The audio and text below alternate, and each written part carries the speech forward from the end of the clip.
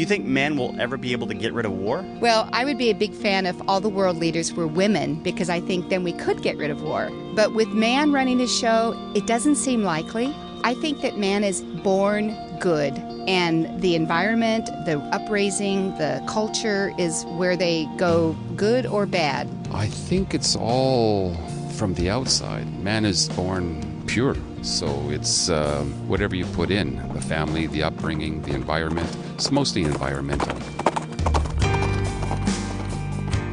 5 centuries ago, in taverns and public houses across Europe, the masses would gather for discussion and debate over the latest ideas sweeping the land. From one such meeting place, a small Cambridge inn called the White Horse, the Reformation came to the English-speaking world. Carrying on the tradition, welcome to the White Horse Inn. Hello and welcome to another edition of the White Horse Inn. I'm Shane Rosenthal, and my guest for this broadcast is Os Guinness, who's been on the program numerous times across our 30-year history. He's the author of more than 30 books, including The Dust of Death, The Case for Civility, and A Free People's Suicide. On this program, we'll be talking with him about his most recent book, The Magna Carta of Humanity, Sinai's Revolutionary Faith and the Future of Freedom. Rob Gifford, who is a senior editor at The Economist, writes that this book should be read by anyone who is concerned about the future of America and of Western civilization. Os Guinness pulls no punches in his critique of what ails the postmodern West. His arguments will and should be hotly debated, but they should not be ignored. Well, we certainly won't be ignoring his arguments on this program, and so Os Guinness, welcome back to the Inn. Thank you, Shane. Always a privilege to be with you. So I was a product of the California public school system of the 70s and 80s, and somehow I managed to graduate high school without ever learning about the Magna Carta. And so for those who are poorly educated like myself, can you explain why you titled your book The Magna Carta of Humanity? Well, when you understand the Magna Carta and the stand of the church and the barons in 1215 against bad King John, it became an iconic statement of freedom and the challenge of the abuse of power. But I'm arguing not really about Magna Carta, but about the way the Exodus, the Torah, the first 5 books of the Bible, especially Exodus and Deuteronomy, are, as it were, not just the Magna Carta for the English-speaking people, but the Magna Carta for humanity, the greatest statement of freedom, the greatest challenge to the abuse of power. You opened your book with the haunting words of your father back in 1949, at the end of the Chinese Civil War. Son, we're in trouble. Can you tell that story? Well, I was 7, and in January that year, my dad said to me, "Son, we're in trouble. Chiang Kai-shek has just abandoned the city." We were living in the capital, and we were at the mercy of the Red Army. Sure enough, within 3 months, they came in. The reign of terror began. Trials took place in the morning, executions in the afternoon. My dad was falsely accused.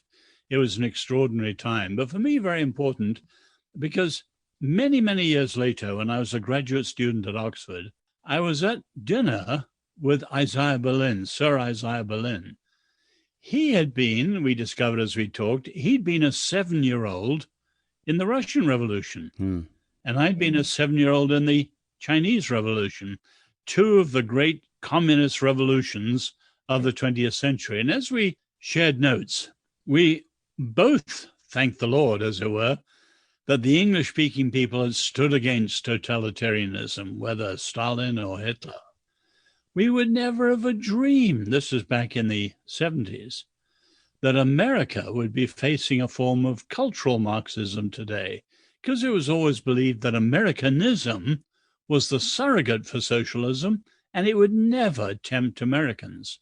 At one point in your book, you say that you're not attempting to warn your readers about a possible threat off in the distant future, but that we're actually in the middle of our own cultural revolution at the present moment. Oh, absolutely. I mean, no one disagrees that America's divided. The differences come over what's caused it. You know, some say it's the former president. Some say the social media. Some say it's the Californians and New Yorkers against the salt of the earth people in the Midwest, and so on. Some say it's the nationalists and populists over against the globalists like George Soros and Klaus Schwab and Davos and so on. But my argument is that while there's something to each of those, the real division is deeper. It's between those who understand the Republican freedom from the perspective of the American Revolution on one side, and those who understand the Republican freedom from the perspective of the heirs, ideas that have flowed down from the French Revolution on the other side. Because if you look at postmodernism, political correctness, tribal politics, identity politics, and then the big things like the sexual revolution and the radical left-wing political revolution, they are all the heirs of ideas that have come from the French Revolution, not the American Revolution. Go into that. What are some of those ideas? How are those two revolutions different? Well, they're very, very different. And let's be clear from the beginning that the American Revolution, which came through the Reformation, was never consistent. We'll leave that to one side for the moment. Slavery, racism. Mm-hmm. But let's look at the differences. First, sources. The American Revolution came from the Bible through the Reformation. The French Revolution came from the French Enlightenment, thinkers like Jean-Jacques Rousseau and Voltaire. Secondly, there's an incredibly different view of humanity. The American Revolution, from the Bible, has a realistic view. And that, of course, leads, as in the Bible, to separation of powers. The Jews called it the three crowns of power, the monarchy, the priesthood, and the prophecy. In America, you have the separation of powers in the executive and so on. Now, the French Revolution was incredibly utopian. As Rousseau says, man is born free and everywhere's in chains. So remove a chain or two, sexually, politically, or whatever, and we'll all be happy, free, and fulfilled. And of course, that's absolute nonsense and hasn't worked out well. Is it true that Jean-Jacques Rousseau actually called his view a new gospel? Yeah, I think he did. Of course, many people use that word now because they think whatever they believe, however crazy or dark it is, it's good news. Not long ago, I interviewed a number of people randomly at Balboa Park in San Diego, and I asked them questions related to the nature of man and the possibilities of utopia, and I'd like you to listen to their responses. Do you think that man will ever be able to get rid of war? I don't think so. Why? I think it's part of human being. I mean, conflict. I've thought about it and I've found that, no matter what, no matter how much you try to make them, comfortable, they still look for something, a way to, have that conflict. So do you think that man is born corrupt? There's something wrong with human nature? Not born like that, but it's a habit they acquire and they, propagate it. So they acquire this by being influenced by society and institutions? Yes, okay. I would say that. I think it's all from the outside. Man is born pure. So it's whatever you put in, the family, the upbringing, the environment. It's mostly environmental. So do you think that we can, in light of that, do you think we can get rid of war, solve crime, and create utopia? I think it all stems from the family. It starts right from the beginning, right when the child is born, in what type of environment. If the mother and the father weren't abusive with substance abuse, they bring a child into this world pure, I think you'll have a better chance. What's your view of man? Is he basically born good, or is he somewhat predisposed to evil? What's your take? Wow. Let me put it this way. Do you think man will ever be able to get rid of war? Well, I would be a big fan if all the world leaders were women, because I think then we could get rid of war. But with man running the show, it doesn't seem likely. I think that man is inherently born good. And the environment, the upraising, the parents, the culture is where they go good or bad in the big picture. So man is born basically good, but he's influenced to do bad things by society and by institutions? Yeah, I think he has free will to choose. And in my experience, especially the men that I've been married to, they chose to go bad.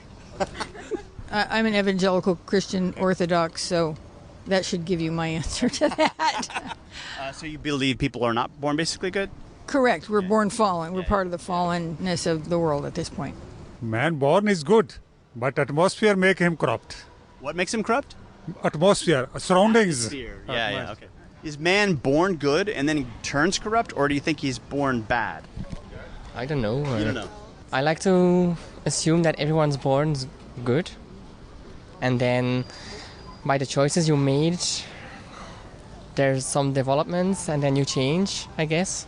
Do you think, in light of that, if you're born good, you think we'll ever be able to get rid of war and crime and make a utopia?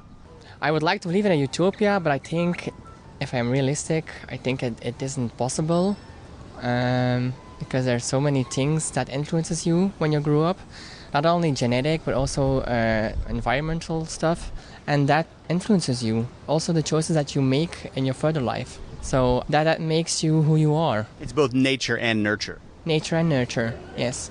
Do you think that man will ever be able to put an end to war? Of course. So you think man is basically good then? No, I think he's intelligent. Help me, how is he born? Is he born neutral then? Is he born kind of corrupt? No, he's born with the capacity to act intelligently. What do you think about man? Is he born basically good, or is he kind of on the corrupt side? Well, because I believe in the original sin. We started out good, and we've made bad choices. We can make right choices if we listen to someone leading us. Do you believe that we can create a perfect world if we do the listening well enough? Nothing will be perfect this side. We still stumble, and there's always someone who wants to be king. But if we all work together, I think we would be in a better place. I think humanity is not perfect. I think we are overall by nature good. Most of us don't kill things most of the time. But I'll also say anyone's capable of anything. So my mom could blow up a nursery. So then you think maybe man's born neutral? You can go either way. Yeah, we have potentials and propensities that are born out and cultivated by society and by our own choosing. So I don't think it's black or white, but we're complex little snowflakes. So do you think, in light of that man is perfectible? We could make a utopia, get rid of war and crime with the right help? Got hitting the big stuff. I think we can get to a better level than we're at. And I also think that overall society has been progressing. So if you look at the arc of society, I think we're better now than we were 50 years ago, than we were 200 years ago. So I think we're going the right way, generally speaking. I think that man in general is born good. That's just a religious philosophy of mine. And so then how do you account for all the problems in the world? I think that some people may not be as good as others and then find some kind of draw to anything that might be more aggressive, and they're drawn to that. Did they become, was it institutions that made them corrupt? I don't think it's institutions. I think that maybe just some people are not as good as others. I'm not even sure how to put it into words. All right, so there might just be some people that are drawn to negativism. And are they born that way? I don't know. Okay. So, Oz, what did you think of the views we heard expressed in that random poll? Well, they're typical of what's now called therapeutic moral deism, and the idea that humans are essentially good. And that's Rousseau's idea. Pure, in one of the responses, yeah. And a very dangerous idea. And if you look at the problem of evil, the two greatest sources of evil, philosophically, are, on the one hand, those who have a dualistic view. We're good, they're bad. And usually whoever you fight, they're the baddies, we're the goodies. But the even deeper source of evil are the utopians, those who see no bad in human nature. And so the trouble comes, you've got to, at some point, fill the gap between the ideal and the real. Humans are not good. How do you fill that gap? Through force, through coercion, through violence. And that's why in the long run, those who are utopian almost always end up with coercion.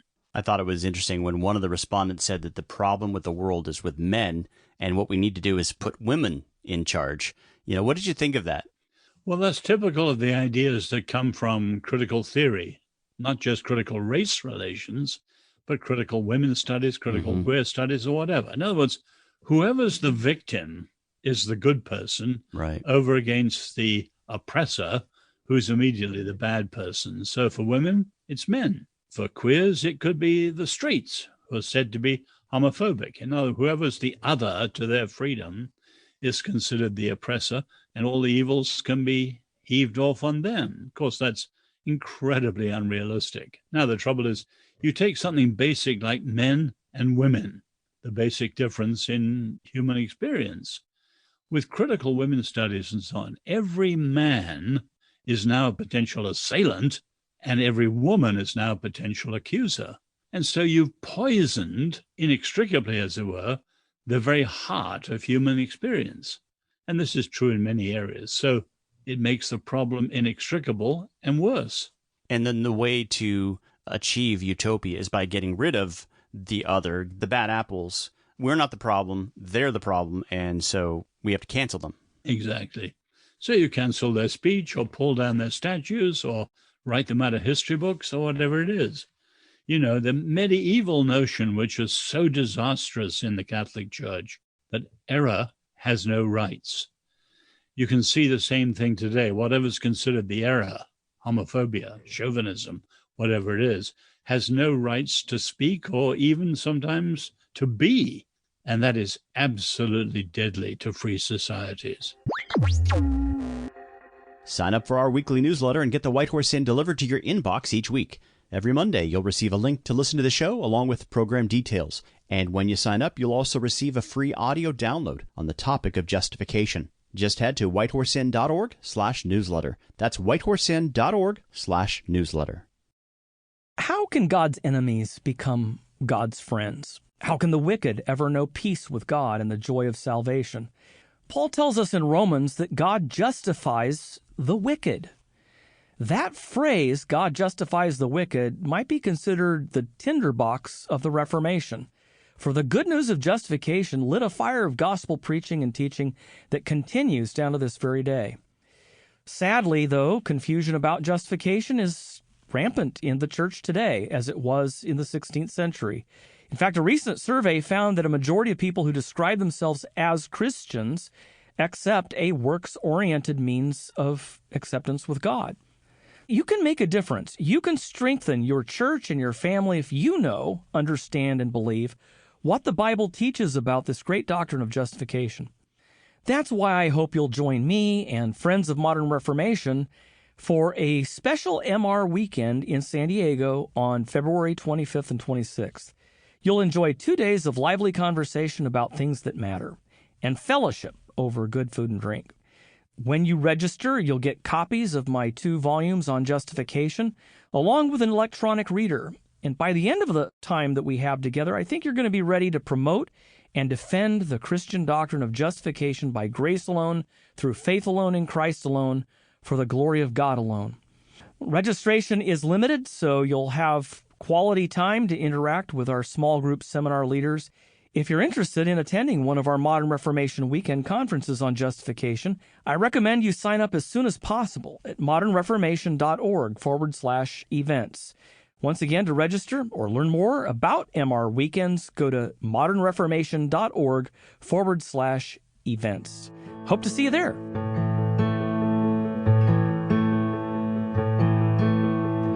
Welcome back to the White Horse Inn. I'm Shane Rosenthal, and I'm talking with Os Guinness about his new book, The Magna Carta of Humanity.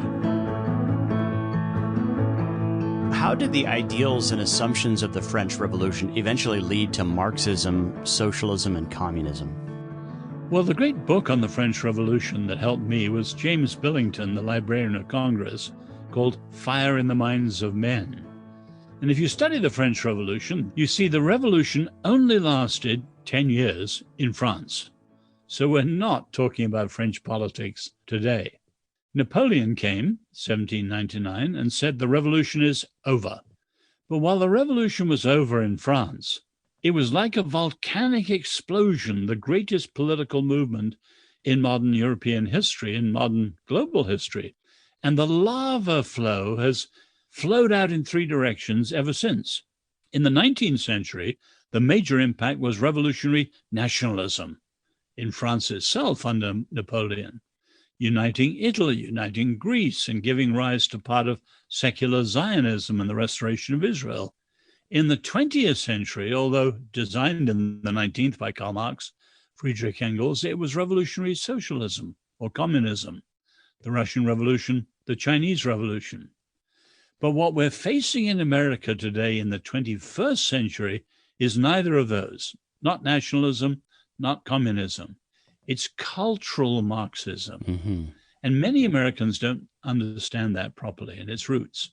So in the last year, everyone's talking about critical race theory. And they go back to Derek Bell at the Harvard Law School in the 1970s. But the ideas go all the way back to the 20s. Antonio Gramsci sat in jail under Mussolini, died in jail, figuring out a better way of understanding revolution or why Marx was wrong.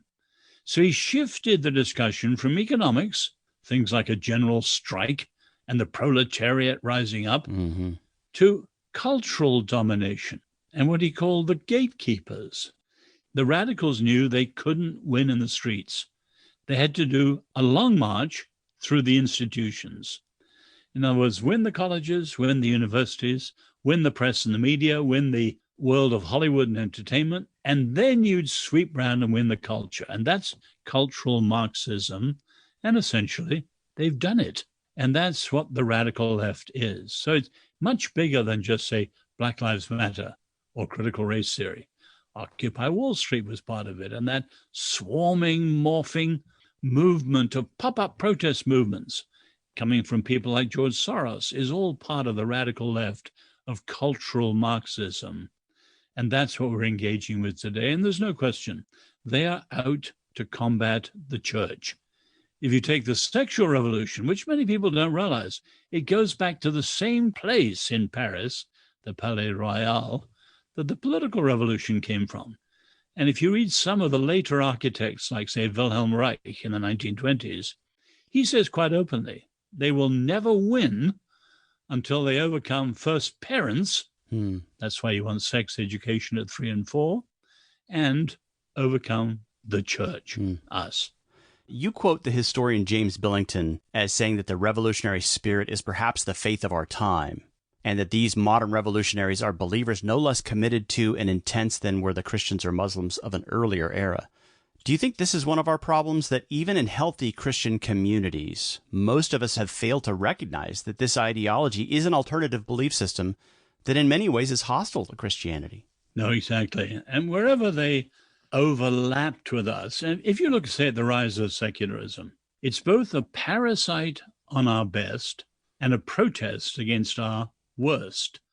But it's very subtle when it's a parasite in our best. So you take notions like justice. The first great stands against human injustice are the Hebrew prophets. Mm-hmm. Amos, Hosea, Micah, Isaiah. We are their heirs. So my ancestors in the Guinness family were supporters and friends of William Wilberforce. And all the evangelicals in Europe were the abolitionists on the side of justice and freedom. But because of the complacency and the way religion was used to bolster a culture under pressure in the American South, the church has become associated with the dark side. And you can see many Christians, including many pastors, because the left now talks justice, they talk justice in left-wing terms. Yeah. And some of them have drunk the Kool-Aid. And they don't realize how the biblical views of justice are so strikingly different from the radical left-wing views of justice, although the word justice is the same. You know, it's amazing to me that as you survey the landscape of universities throughout the Western world that were originally founded by Christians, along with countless seminaries and denominations, how many of them have been completely taken over by this Marxist ideology or radical leftism. And yet when people in healthy churches do end up studying things like cults and alternative religions, often this leftist ideology hardly even gets a mention. The way I'd put it, Shane, is if you look at the 3 great open challenges to the faith, the first is theological liberalism, not political, theological liberalism. On that front, evangelicals and conservatives generally have usually done pretty well. We've resisted the worst of the Schleiermachers and the Bultmanns and so on that front. But when it comes to the second and third, the second being the sexual revolution and the third being cultural Marxism, we've capitulated hook, line, and sinker. I mentioned Wilhelm Reich. He says somewhere that, we must change language from this talk of proletarianism and stuff like that to freedom. And he says sexual freedom will be a lot harder for Christians to resist than political revolution. And of course it is. Who doesn't want to be free? And when they say love is love and things like that, they're, as someone's put it, out Orwelling Orwell. They're taking what looks incredibly true and stuffing and packing it with lies and dangerous implications. So it's insidious. And Christians who wouldn't have been theological revisionists for a moment are bowing down before the sexual revolution and the cultural Marxism in ways that are absolutely bizarre and faithless. So now, in contrast to all of this, you argue that the Exodus is the master story of human freedom and the opening of history's greatest and most sustained critique of the abuse of power.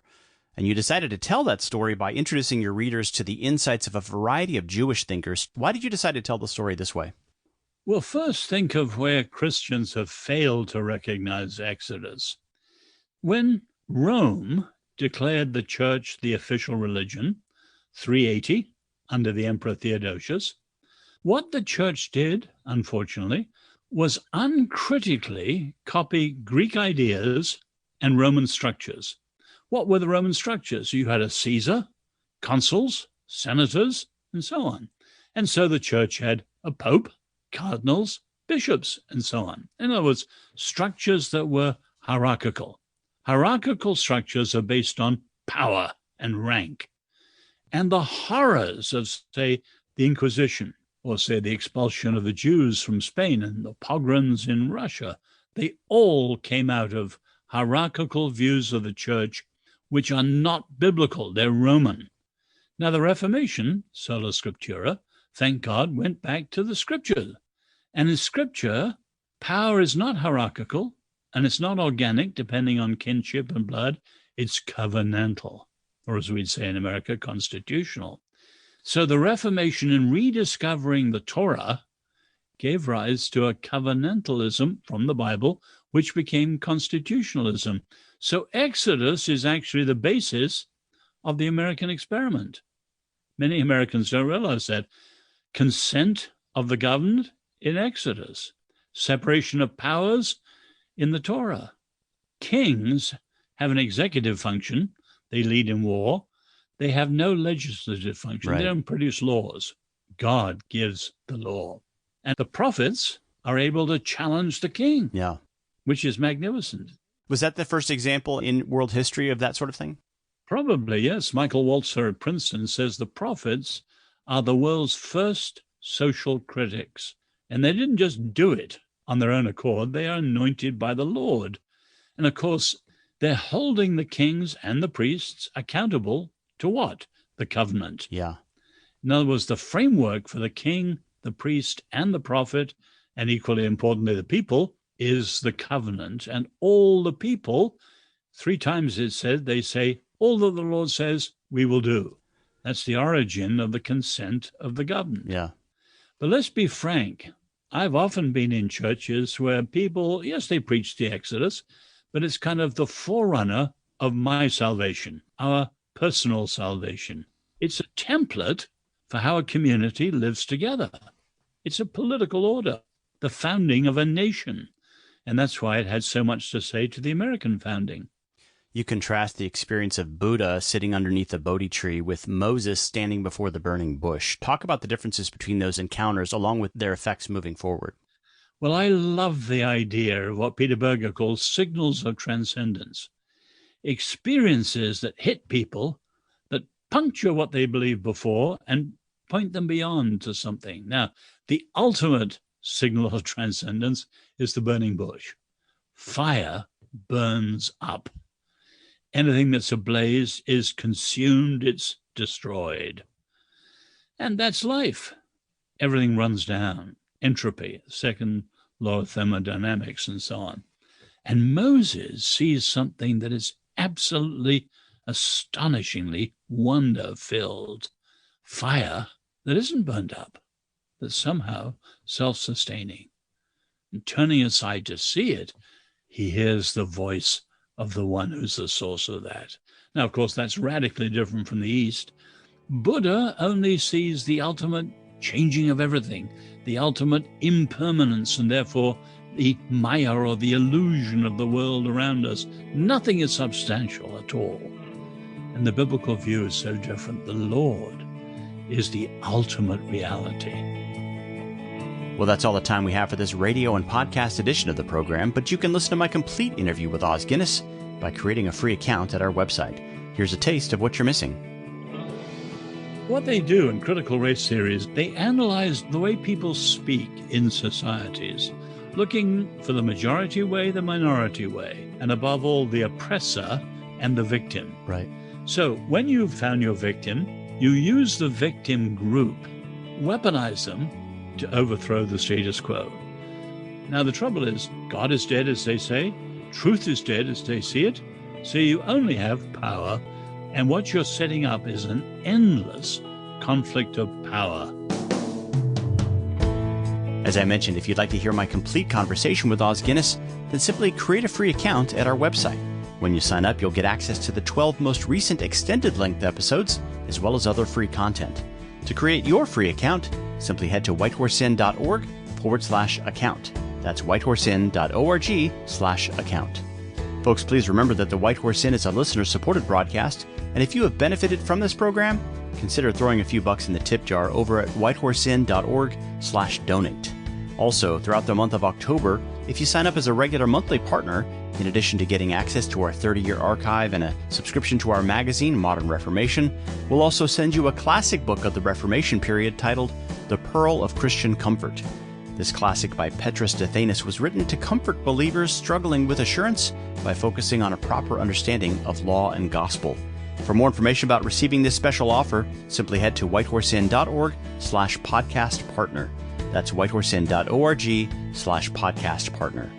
If you prefer to call, our number is 1-800-890-7556. That's 1-800-890-7556. Thanks so much for being with us this week, and be sure to join us next time as we begin a 2-week exploration of the book of James. That's next time at the White Horse Inn. Have a great week.